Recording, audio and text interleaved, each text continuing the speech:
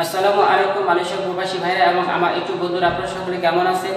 নিশ্চয়ই সকলে ভালো আছেন। আজও আপনাদের জন্য খুবই গুরুত্বপূর্ণ একটা ভিডিও নিয়ে আসছি। তো বন্ধুরা, আজকের ভিডিওটি হচ্ছে আমার বাংলাদেশি ফ্যানদের জন্য, যারা বাংলাদেশ থেকে মালয়েশিয়া আসতে চাচ্ছেন বা আসবেন, তাদের জন্য আজকের ভিডিওটি। আমার ফেসবুক মেসেঞ্জারে অনেকে এসএমএস করে, ভাইয়া মালয়েশিয়া যাতে কত খরচ হবে, মালয়েশিয়ায় কোন কাজে গেলে ভালো হবে, কোন কাজে বেতন বেশি, কত টাকা দেশে পাঠাতে পারবো মাসে, এই বিষয়ে অনেকে আমাকে প্রশ্ন করে।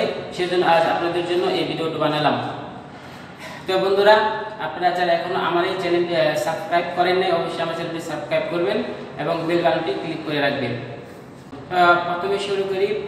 মালয়েশিয়া কলিং ভিসা এখনই চালু হচ্ছে না, কারণ কি নিয়মে মালয়েশিয়ার লোক আসবে সে বিষয়ে এখন চূড়ান্ত রিপোর্ট সংশোধন করতে পারেনি মালয়েশিয়া কমিটির সদস্যরা।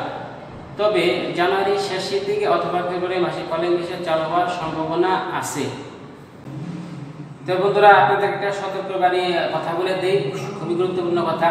সেটা হলো, মালয়েশিয়ার কলিং ভিসা যেহেতু চালু হয়নি, সেক্ষেত্রে আপনারা বাংলাদেশি কোনো এজেন্সিকে টাকা পয়সা দিবেন না, কোনো লেনদেন করবেন না, এমনকি আপনার সাদা পাসপোর্টটিও জমা দেবেন না।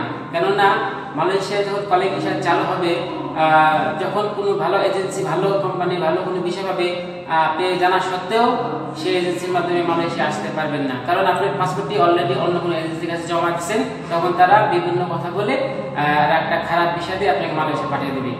সেই জন্য আপনাদেরকে আমি সতর্ক করে দিলাম, আপনারা কোনো এজেন্সিকে টাকা পয়সা তো দূরের কথা, পাসপোর্টটি পর্যন্ত জমা দেবেন না। মালয়েশিয়ার কলিং ভিসা যদি খুলে, আপনাদেরকে অবশ্যই আমি কলিং ভিসা কার্যক্রম চালু হওয়ার আগে আপনাদেরকে আমি অবশ্যই জানাবো।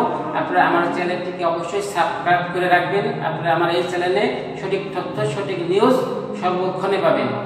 তাই এই সতর্কবাণীটা অবশ্যই মেনে চললে আপনাদের উপকার হবে। এক নম্বর প্রশ্ন হলো, মালয়েশিয়া আসতে খরচ হবে কত? মালয়েশিয়া সদস্য কমিটিরা মন্ত্রণালয়ে বলেছে, বাংলাদেশ থেকে এজেন্সির মাধ্যমে যে শ্রমিক মালয়েশিয়া আসে, তারা অনেক টাকা খরচ করে এই মালয়েশিয়া আসে, তাদের ওই টাকা ওঠাতে 2 বছর থেকে 3 বছর লেগে যায়। তাদের এই প্রবাস জীবনটা অনেকটা দাস দাসীর মতো।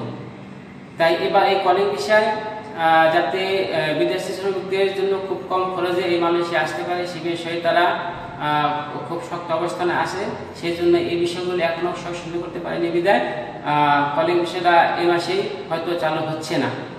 তাই কলিং ভিসাটা চালু যেহেতু হয় না, সেজন্য কত টাকা খরচ হবে সে বিষয়টা এখনই বলা যাচ্ছে না। তবে অনেক কম টাকা লাগবে। গত 2007 সালে যে কলিং ভিসা ছিল তার তুলনায় অনেক কম টাকা লাগবে। এবার আসি 2 নম্বর প্রশ্নে। 2 নম্বর প্রশ্ন হলো, আপনি যেহেতু মালয়েশিয়া আসতে ইচ্ছুক, সেক্ষেত্রে আপনি পাসপোর্টের মেয়াদ সর্বনিম্ন কত বছর থাকতে হবে? তা একটা সুন্দর একটা প্রশ্ন। আপনি যদি মালয়েশিয়া আসেন, সেক্ষেত্রে আপনি পাসপোর্টের মেয়াদ সর্বনিম্ন থাকতে হবে 1 বছর 3 মাস। 1 বছর 3 মাস আমার সর্বনিম্ন পাসপোর্টের মেয়াদ থাকতে হবে। তবে আপনি খেয়াল রাখতে হবে, বাংলাদেশ থেকে আপনি যেদিন ফ্লাইট করবেন সেদিন থেকে যেন আপনার পাসপোর্টের মেয়াদ থাকে 1 বছর 3 মাস। 1 বছর 6 মাস হলে ভালো হয়। অনেক সময় 1 বছর 3 মাসও ঝামেলা করে ভিসা অফিস থেকে, মালয়েশিয়া ভিসা অফিস ইমিগ্রেশন থেকে। 1 বছর 3 মাস বা 1 বছর 6 মাস লাগবে কেন? কারণ মালয়েশিয়া প্রতি বছরে 1 বছর মেয়াদে আপনার পাসপোর্টটিতে ভিসা লাগবে। আপনি যখন মালয়েশিয়া প্রবেশ করবেন, তখন থেকে আপনার 1 বছর মেয়াদে আপনার পাসপোর্টে ভিসা লাগবে। সেক্ষেত্রে আপনার পাসপোর্টের মেয়াদ যদি 1 বছরের কম হয়, তাহলে আপনার পাসপোর্টে ভিসা লাগবে না। সেজন্য আপনার পাসপোর্টের মেয়াদ সর্বনিম্ন থাকতে হবে 1 বছর 3 মাস অথবা 1 বছর 6 মাস। পাসপোর্টের মেয়াদ যত বেশি হবে ততই আপনার জন্য ভালো। তাই পাসপোর্টের বিষয়টি নিশ্চয়ই বুঝতে পারছেন। তো এবার আসি 3 নম্বর প্রশ্নে। একটা কমন প্রশ্ন, অনেকে এবার প্রশ্ন করে, মালয়েশিয়া গেলে বেতন কেমন পাবো, কত টাকা বেতন হবে? মালয়েশিয়া কলিং ভিসা যদিও এখনো চালু হয়নি, তবে মালয়েশিয়া সরকার জানুয়ারি 1 তারিখ থেকে নতুন শ্রমিকদের জন্য বেতন নির্ধারণ করে রেখেছে। যেসব শ্রমিক মালয়েশিয়া নতুন আসবে, তাদের মাসিক বেতন হবে 1100 রিঙ্গিত। 1100 রিঙ্গিত তাদের মাসিক বেতন হবে। মাসে 26 দিন কাজে, প্রতিদিন 8 ঘন্টা ডিউটি। মাসিক বেতন 1100 রিঙ্গিত। তবে সাথে ওভারটাইম কিছু নিয়ম কারণ আছে।